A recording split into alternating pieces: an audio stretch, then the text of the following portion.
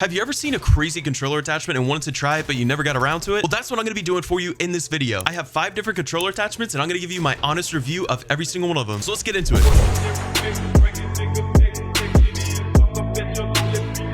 So really quick, I did want to say, if these things suck, I'm going to tell you they suck. This is a 100% honest review. And if you want the links to any of these controller attachments, they will be in the description down below. So this is a basic, regular, stock Xbox controller, and I want to make sure you guys know what it looks like before we get started. So the first item we have on this list is a controller cover. This is a silicone skin that goes over your controller, and it comes with these 2 little thumb caps for extra grip. And I had one of these before, and I never liked these things, but I did give it another try. I played with it for about 15 minutes, and I still don't like these things. I don't really recommend them. And moving on to the second item, these are the anti-skid sweat absorbent controller grips. They're like almost stickers that you can stick onto your controller. Now, these things I actually love. I don't really deal with having sweaty hands whenever I play or my controller's slipping around a lot, but if you do, these things I feel like would help a ton. It just makes your controller a lot more comfortable to hold for long periods of time. And since I have bigger hands, controllers can feel a little bit weird for me. And another plus of these things, if you have to move them around or if you just want to completely take them off, they don't leave any type of residue on your controller, and they are really sticky. So you can peel them off and put them back on again a couple of times, and you should be totally fine. So these next 3 controller attachments does require you to take your controller apart, but it is pretty easy. I was able to do it in just a few minutes. So I'm just going to show you guys what they are and what they look like before I install them. And then afterwards, we're going to get into some gameplay and we're going to test these out. And the third attachment is this faceplate replacement. It has really good grips on the sides, and it also has anti-friction rings that you have to install as well. And there's tons of really cool designs of these things, but I thought this one was pretty clean. This thing also comes with a really nice screwdriver, a tool, and extra screws if you need them. And the fourth item we got is interchangeable thumbsticks. These are really cool. This kit comes with 6 different thumbsticks, and it has the original small ones that come on every controller, and it also has 2 extended ones for your right stick. And these also come in a handful of different colors, and it comes with some tools. And last but not least, my favorite item on this list is the trigger stop. So these things are really cool. You just pop off the sides of your regular controller and you can slap these things right on, and it gives you pretty good trigger stops. The throw on these are actually pretty short. I wasn't really expecting these to be that good, but they are. And they have these amazing grips on the side as well. I've never held grips this comfortable. It has like outlines for your fingers and stuff. So these things are really cool. So after about 10 to 15 minutes of taking my controller apart, unscrewing all these screws and snapping everything back into place, this is what the controller looks like. It looks really clean. Only thing I wish I would have done is gotten a button replacement kit. There's no performance gain to that. That's just personal preference. And I'm really excited to test this controller out. So let's get right into that. All right, boys, and hopping right in. This controller feels amazing. It feels like a completely different controller. With editing, the trigger stops help so much. It's actually ridiculous. But I did want to mention I am on completely different binds than I usually use. I usually use 4 paddles, but this controller has no paddles at all. So I had to take like 30 minutes to try to learn these, but I did want to at least give it my best shot of giving these a test and give you guys an honest opinion on how this controller actually feels. So